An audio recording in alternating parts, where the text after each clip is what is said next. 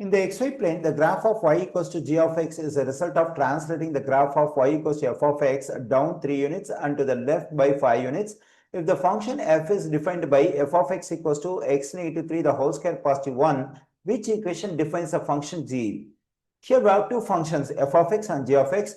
To get the function g of x, we have to apply the given two transformations on the function f of x. Here, the first transformation is a vertical translation of down 3 units, and the second one is an horizontal translation to the left by 5 units. Okay, before we start solving this problem, let's understand the vertical translation and horizontal translation of a function. Let me consider a function h of x. On this function h of x, now I am going to apply some horizontal translation. Let me write the stuff over here. That is horizontal translation.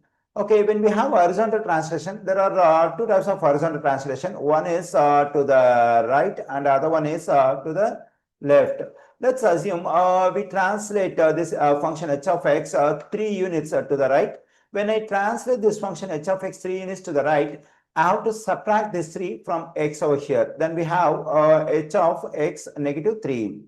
Okay, let's assume that we translate this function h of x horizontally 3 units to the left. In that case, we have to add this 3 to this x, then we have h of x positive 3.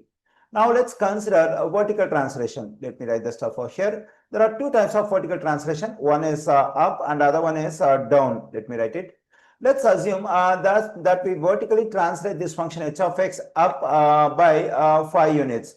Whenever I do vertical translation of some units like 5, in a function, what we need to do is we have to add this value to the function. Then we have h of x positive 5 after transformation.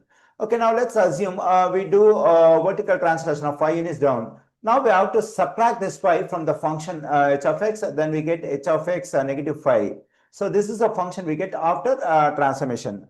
Now, based on the stuff we have discussed over here, we can solve the given problem. Actually, our aim is to find the function g, so we can write g of x. Now to get the function g of x, we have to apply the vertical translation of down 3 units and horizontal translation of 5 units to the left on the function f of x. Let's consider the horizontal translation 5 units to the left. So it has to be done on the function f of x. So since we do horizontal translation of 5 units to the left, we have to add this 5 to x in the function f. Then we have f of x positive 5. And since we do a vertical translation of 3 units down, this 3 has to be subtracted from the function f. So let's take negative 3. Okay, g of x equals to, now we have to get the stuff that is equivalent to f of x positive 5. Already we have the stuff over here for f of x.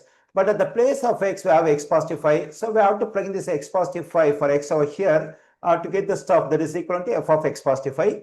Let me plug in this stuff for x over here in this expression. Then we have x positive 5, negative 3, the whole square, positive 1. I plugged in this stuff for x over here and I write the rest of the stuff as it is. Now we can write this negative 3 as it is. G of x equals to x. Now let's combine this positive 5 and negative 3. Then I'm getting positive 2, the whole square. When I combine positive 1 and negative 3, I'm getting negative 2. Here I got the function g of x. We find this stuff that is g of x equals to x positive 2 the whole square negative 2 in answer choice B. The correct answer choice for this question is B.